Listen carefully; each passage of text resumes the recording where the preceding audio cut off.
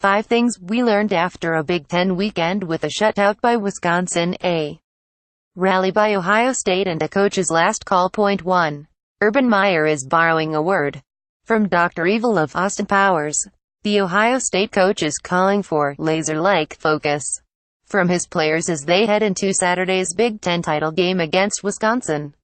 That means no talk about the college football playoff, the apparent hiring and unhiring of defensive coordinator Greg Schiano by Tennessee, or sideline gate, a day after dramatically calling for an all-out investigation into who collided with J.T. Barrett in warm-ups, causing his right knee to twist. Meyer said, "I don't have time to do that, but there are people looking into it." Meyer said his fifth-year senior quarterback will be in the middle of the conversation regarding his availability and that "we won't know for a couple days about his knee, but everything seems to be improving," said Badgers coach Paul Chryst. "We're going to prepare for Ohio State's best, and we know we will get that. We believe he is going to play. Don't be remotely surprised, though, if understudy Dwayne Haskins also plays.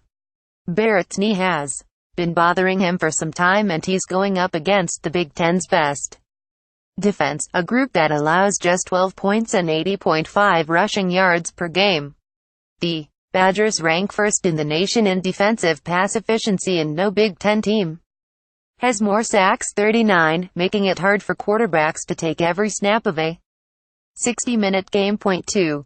There's no more playoff angst in Madison. Win Saturday and the Badgers are in. The Buckeyes, though, need to win convincingly to make a compelling case against Alabama for the final spot. True, the Crimson Tide's best win came against LSU, which was ranked 19th last week, but Alabama slipped up only once, on the road, against mighty Auburn. The Buckeyes got drubbed at home by Oklahoma and gave up 55 points to Iowa, which lost its next home game to Purdue. Point 3.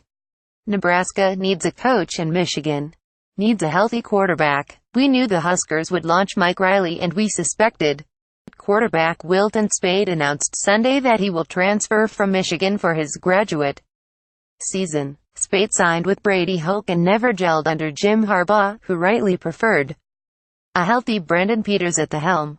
Nebraska has to wait a week to shower former Huskers quarterback Scott Frost with love. Frost's Central Florida Knights play Memphis on Saturday for the AAC title. Many suspect he is lukewarm about returning to Lincoln. One source says Frost is eyeing Oregon, where he assisted from $200,915, and believes Ducks coach Willie Taggart could bolt this season or next for an SEC job, or, if it opens, Florida State. Taggart is a native of Bradenton, FLA, who flourished in his final 2 seasons at South Florida. Point 4. Winning 7 straight has its privileges. At 93, with a strong narrative, players with high GPAs who have not lost a game since early October, and a relentless athletic director in Jim Phillips, Northwestern is well positioned for a top-notch bowl. School officials believe the Holiday San Diego, Music City Nashville, or Citrus Orlando are most likely, but also view the Outback Tampa as possible. A Tribune source within the bowl system believes the Wildcats will go to the Holiday or Citrus. It depends on how the conference title games shake out, especially the one in Indianapolis. If Wisconsin wins and only 2 Big Ten teams make the New Year's 6 games, the source predicts Ohio State or Penn State to the Citrus, Michigan State to the Outback, and Northwestern to the Holiday. Potential opponents: Stanford, Washington. If Ohio State wins and 3 Big Ten teams get the glossy invites, Northwestern makes more sense for the Citrus than the Outback. Why? Because the Wildcats played in Tampa 2 years ago, getting waxed by Tennessee. They have not played in Orlando since the 1996 season.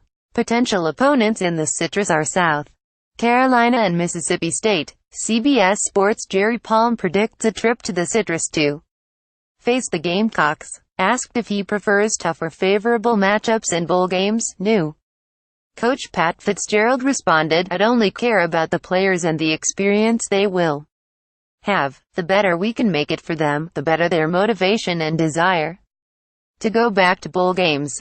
I want it to be fun and rewarding. 5. The Tribune Silver football votes are in for the Big Ten's best player. 4 players, 1 on defense, were named on the first-place ballots of Big Ten coaches.